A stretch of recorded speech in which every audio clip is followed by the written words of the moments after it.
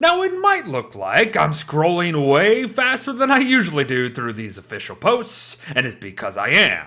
It might also look like this official post has a lot to digest, and that's because it does. Folks, the February 2022 Quality of Life update for Don't Starve Together is out now in beta form, and let me tell ya, it's not looking much like a Quality of Life update. This thing is big.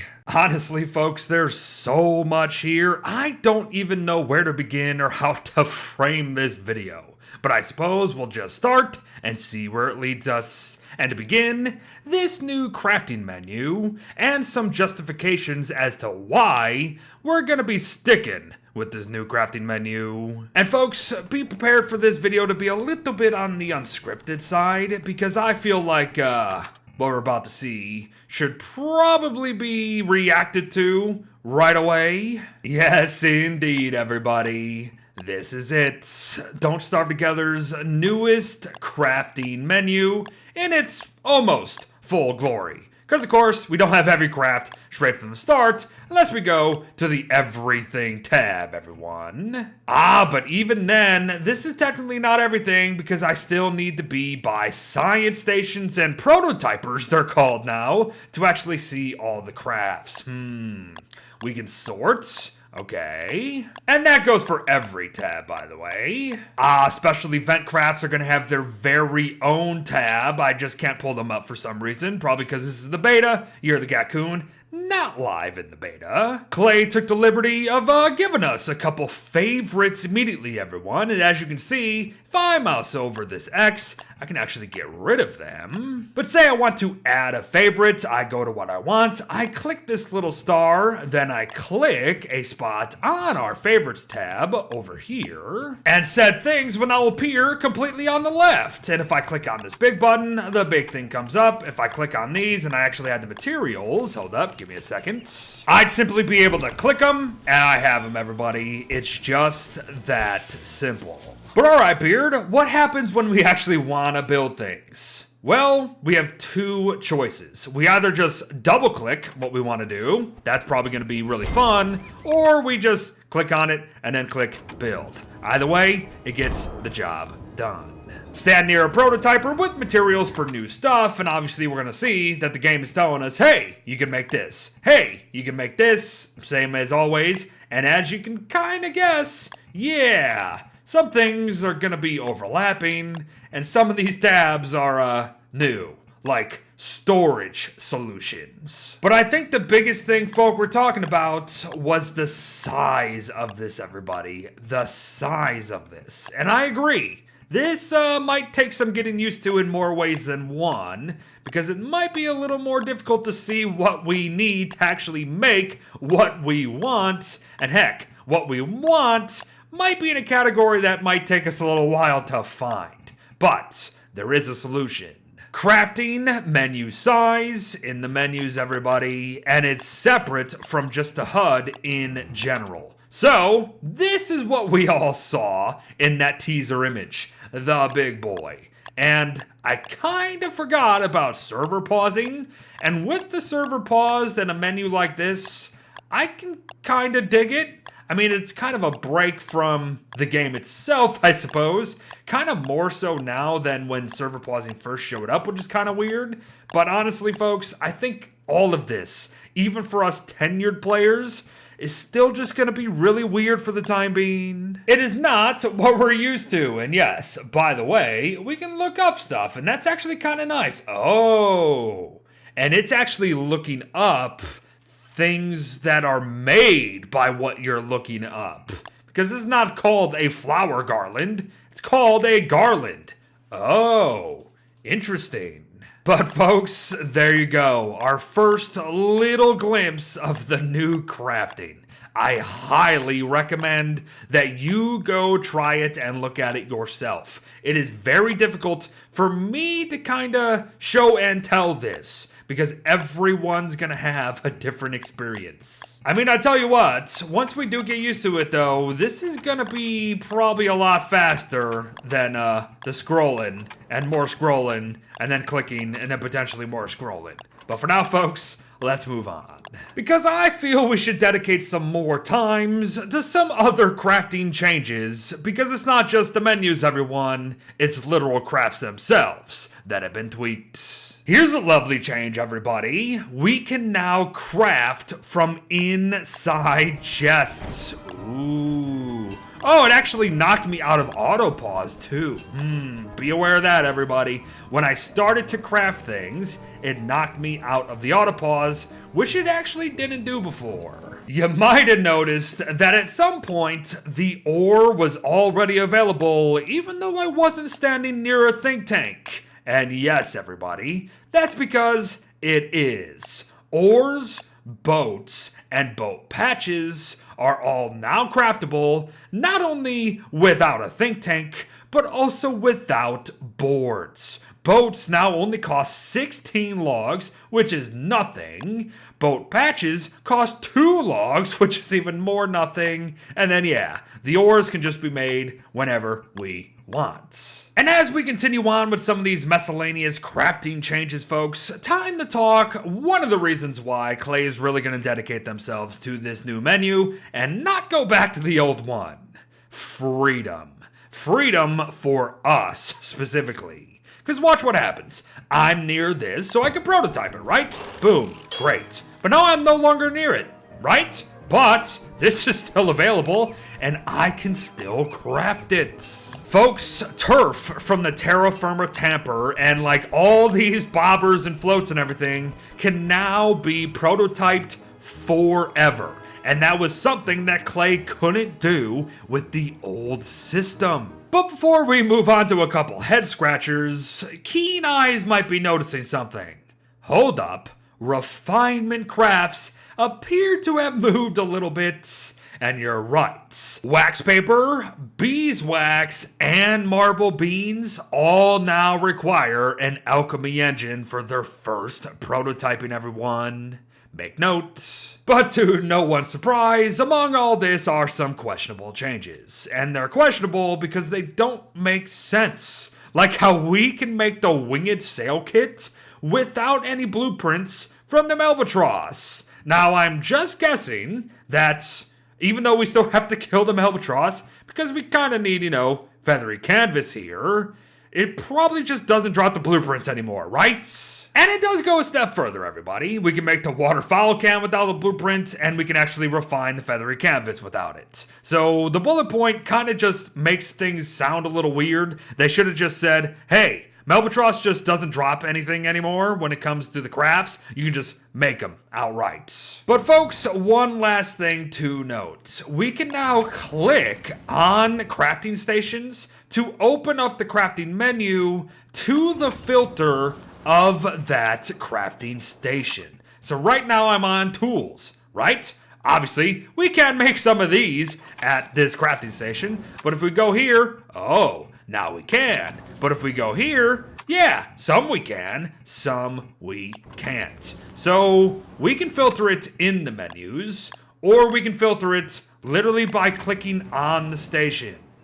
Weird. Oh, but I lied. One last thing, because it's mostly kind of fun. If you have creative mode enabled, and without any other use from console commands, you can access every single craft from every character. So that's kind of nice. But yes, folks, there's more to this quality of life update, so we need to keep going. Folks, this is a first pass at something entirely different from what both we and Clay are used to. So there are some things that are completely done broken at the moment. We have to be aware of that. And you can see some of those things right here. So if you want to know, pause the video, read up, we good. I'm thinking there's plenty to like and work on there already, but this quality of life update is much more than that, folks. Because Wolfgang essentially just got reworked again. A lot to talk about on this end, folks, because this update could probably just be titled Wolfgang Rework number 2 and it'd fly over just fine. So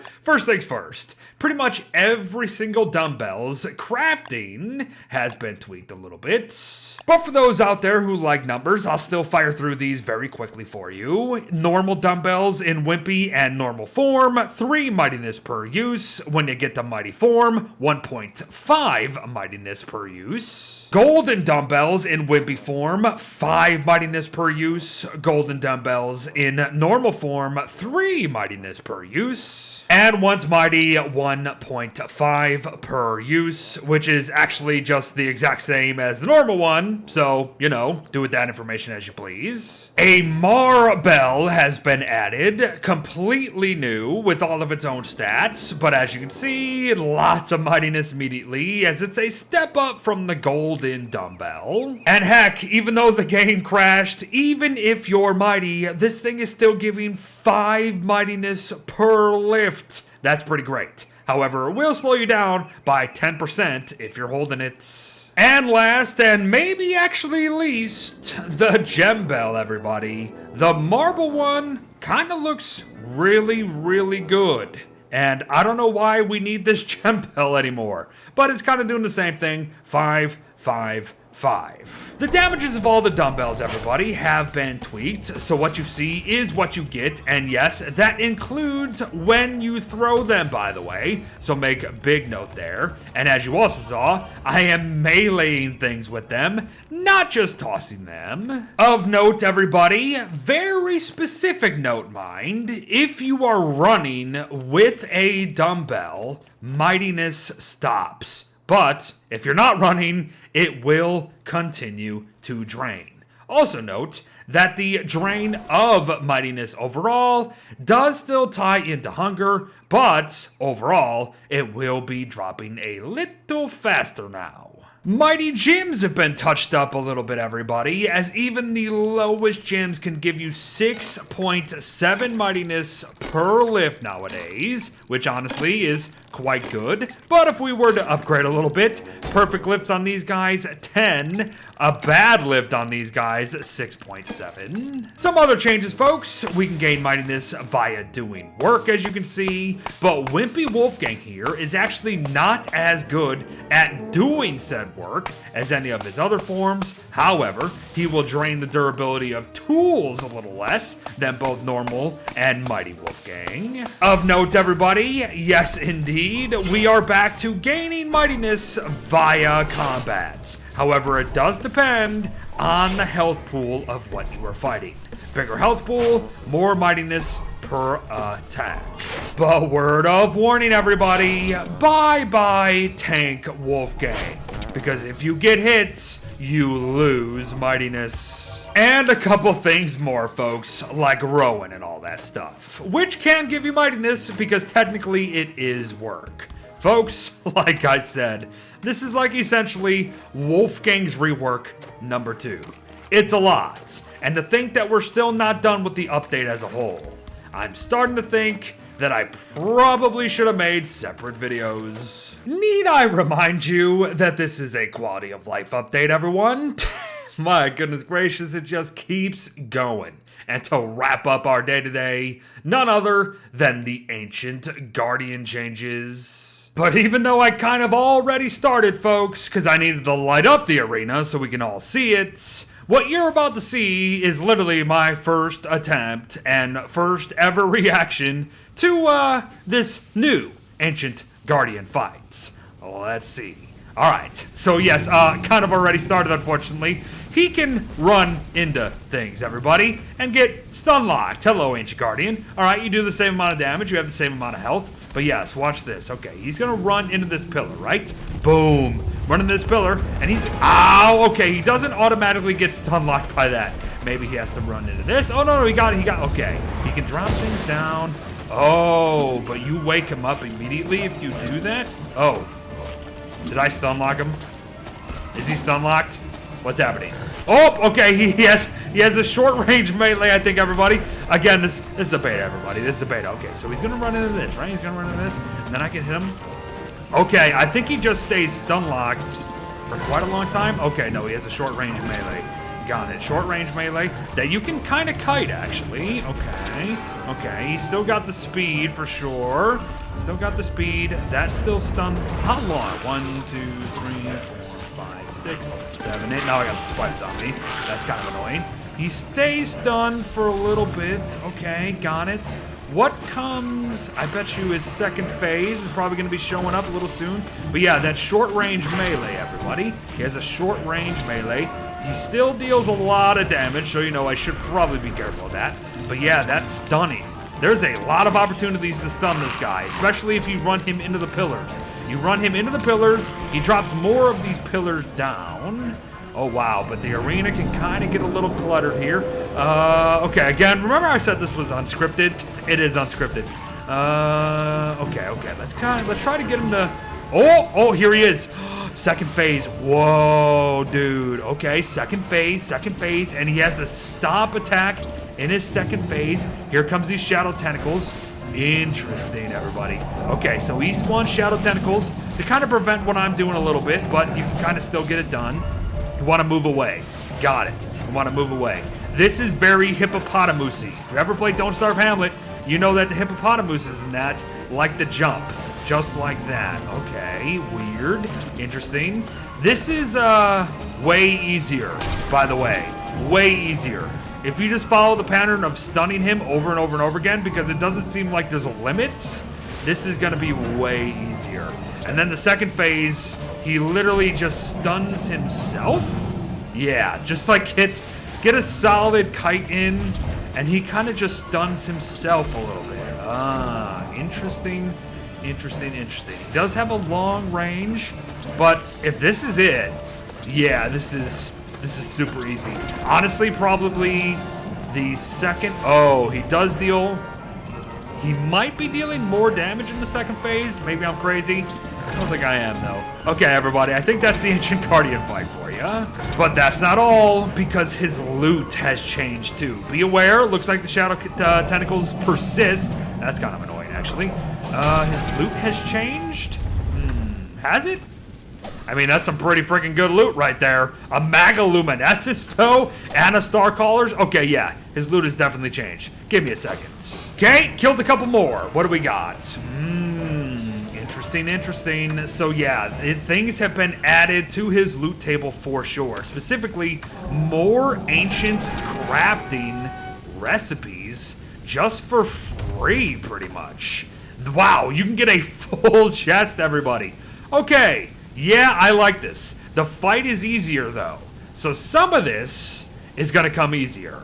Do with that as you please. But before we truly wrap things up, folks, trust me, there are some other things of note. More specifically, this last guy. They have doubled the cookie cutter shell drop rate, everyone. That's huge, and it makes Pearl's quest a little more accessible. But that's not all. They adjusted some of the repair values when it comes to logs and whatever when you go into fixing boats. Roads can be disabled in the world generation. Base builders rejoice. You can hold the mouse button down to harvest nearby items and attack enemies. And don't worry, I'll give you a look at that right now. It means exactly as it sounds, folks. I click on this grass, I keep holding my mouse down, and I do not have to do anything else. The game will just do it for me. I mean, technically, we could already do this with spacebar held down, but you know, okay then, more inputs, I suppose. We also got some little things like the tips and lures being added to the loading screens. You're gonna find that all out yourself though. And Deerclops' attack more accurately reflects what's actually on screen. And once again, here's a look at that. The Deerclops thing is also exactly as it sounds, everybody. Deerclops is facing that direction. I'm gonna stand behind him, and no,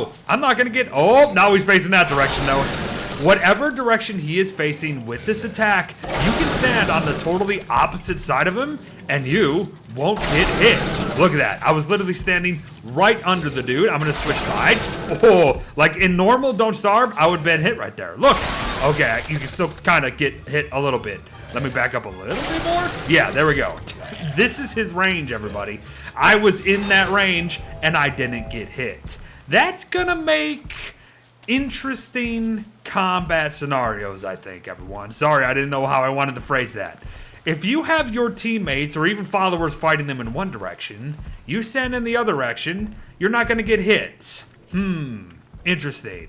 Honestly, everyone, I don't even know what to say, apart from the obvious. There is a lot to take in here, and I apologize for this video probably being an overloading information dump. We should have definitely made separate videos, and I am going to do exactly that moving forward. But folks, thanks for watching. Clay, thanks for all of your work, and I'll see you in the next one. Bye-bye.